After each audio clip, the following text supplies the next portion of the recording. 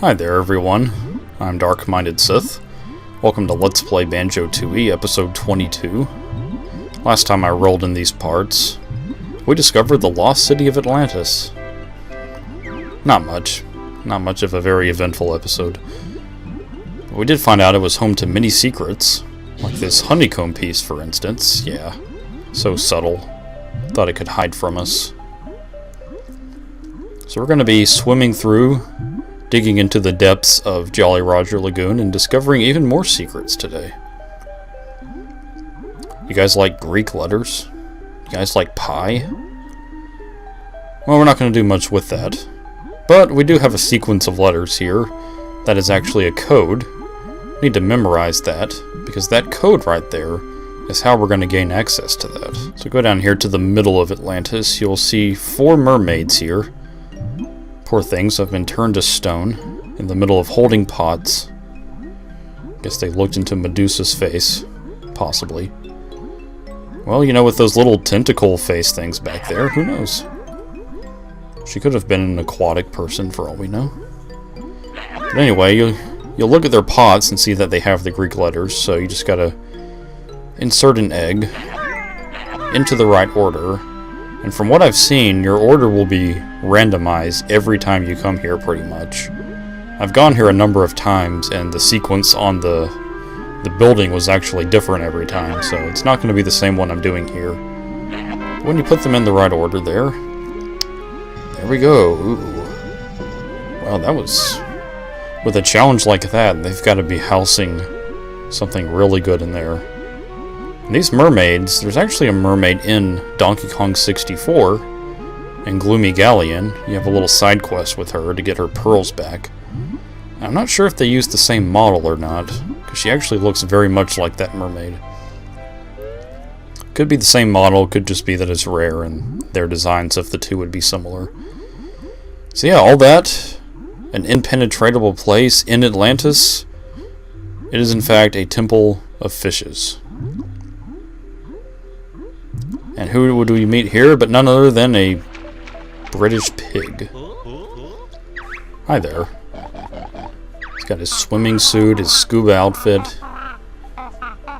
Yeah, Chris is not very pig-like. Ah, Crispy Bacon.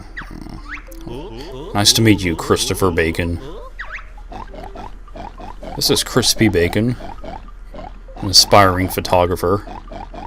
And if you look carefully, I don't know how well you can see it in the various shots, but if you look closely at his camera, it is actually none other than a Game Boy camera.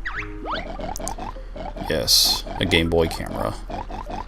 You know, Nintendo, every now and then, they get this idea, hey, you know, maybe people will buy this if we put a camera on it. So he likes to take pictures. There's some very beautiful paintings down there, but unfortunately he keeps getting bitten. That cage is not helping him much. And the poor guy even brought a snorkel, even though Mumbo made it to where we can breathe down here. Poor guy wasted his time.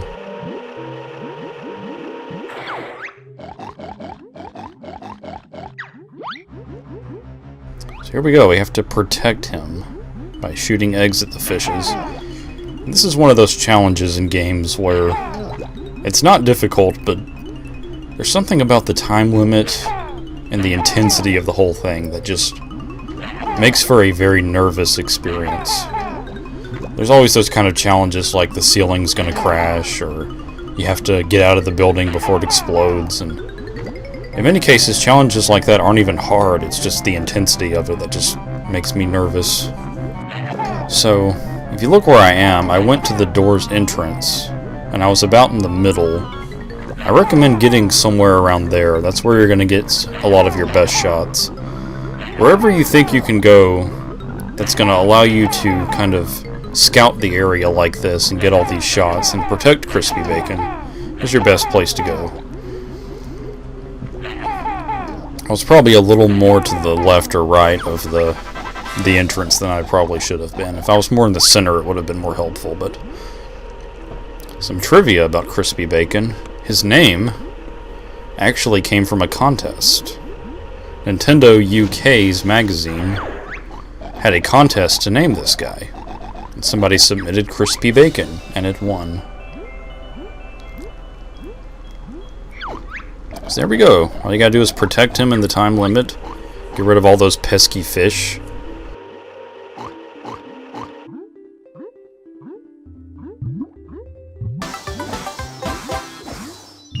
But if you fail to do so, you get this. Oh, that poor squeal. God, it just really makes you hate yourself. And he goes back up, and he's like, dude, you suck, I hate you. And you get the option to try again. So back in Atlantis, we're done with this main area. Now it's time to explore even deeper. Much like my voice, just when you thought it couldn't get any deeper. And we have yet another octopus trying to block the way. These guys are called Inkies. Yeah, Inky. Freeze them once again with the ice eggs. Someone actually left a comment saying you shoot the eye. I don't know how accurate that is, but... And here we have a sunken ship. On the top of it is actually the warp pad. What's interesting about this sunken ship is it may in fact have a story. There are fans and veterans of Banjo-Kazooie who think that this ship belonged to Blubber, and his ship is actually the Salty Hippo. But there's actually something later on in the game that apparently confirms that that's not true, and I can't reveal what that is for the sake of spoilers and all that, but we will find out later on, towards the end of the game, why this is not his ship. So, you can just recognize it as a ship. I talked over some of that, but we found another Jinjo. You can imagine if that was a Minjo, he would have been a very committed one. And with our recently acquired Talon torpedo, we have access to new areas like this. But what is all this? Fans? Turbines? That kind of stuff? That's too technological for Jolly Roger Lagoon. It's Jolly Roger Lagoon. We can't have all this engineer type stuff. Where in the world could this possibly be leading us? And yeah, you can stop those fans with the ice eggs. And look at that. The water storage of Glitter Gulch Mine. That leads us all the way back to World 2. This long-awaited Jinjo that's been hollering help for videos and videos we finally get. And on my end, it's actually the last Jinjo of the Yellows. A family of 3. The mom, the dad, the child, all finally reunited. Go home, hug. And within a day, probably be getting on each other's nerves. So now let's head back to the sunken area. Let's go through that same path and you'll be back there, of course. Next up, we can explore even deeper. We've got this blue cave area. And who better to try to stop us from getting more deeper than another octopus. Yeah. It's a family of octopuses, or octopi, or octopodes, whichever of the 3 you prefer. They're all in this together, trying to stop Banjo and Kazooie. Poor guys are going to go home at 5 o'clock and all share their stories of how they failed miserably. So this is Sea Bottom. Welcome to Davy Jones' Locker. Interesting little place. A little trivia for you folks at home. Davy Jones' Locker is actually an idiom. It's like a sea term for an underwater grave, representing that people who die at sea will go all the way to the bottom of the sea, and that area is referred to as Davy Jones' Locker. So you might hear it a lot in like pirate movies and such. Go through that fish there, and on my end it's an extra honeycomb piece. But the developers were a little more fun this time around and decided to make it a literal Davy Jones' Locker. Wow, look how deep this place goes. What is this? Yeah, it's too much pressure. So yeah, Banjo's entire body will explode if you go down there, so Jam Jars is kind enough to telepathically stop us. These lockers do have some interesting trivia. I'm going to get to that later on. Not quite yet. Now we're going to go through this green path. And guess who's going to try to stop us, folks? Yeah, octopus number 12. Just give up, man. If you wanted to be really stealthy and awesome, you could try to just swim through the legs, but... Oh my goodness gracious, what is that? This is the big fish.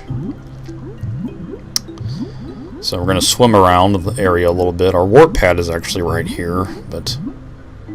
yeah, it ended up being like out of shot there. Here's another see-through fish. Doesn't have anything.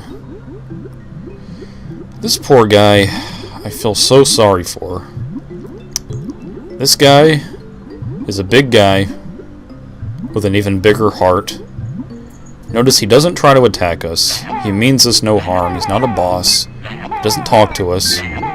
What do? Perform dental work on the poor guy. We use our eggs and we deprive the poor guy of his teeth. It's awful. I mean, this game just makes me hate myself. It wants me to have enemies. It wants everyone to try to kill me. There's going to be a huge angry mob at the end of this game. That's going to be the final boss. So yeah, making this guy poor and defenseless, not able to chew his food, having to get dentures. You can launch out his teeth, and that opens up his mouth. You know, we could have just taken an empty bottle, put a fish there, had him suck us inside. But no, we're cruel, heartless people. Now he's laying there, just miserable. But what is pretty cool is his teeth actually lay there like forever. I don't think they even go away in the game, so... So now, with that, with his mouth wide open, we're going to go inside the belly of the beast. Will we find Pinocchio and Geppetto? Find out next time.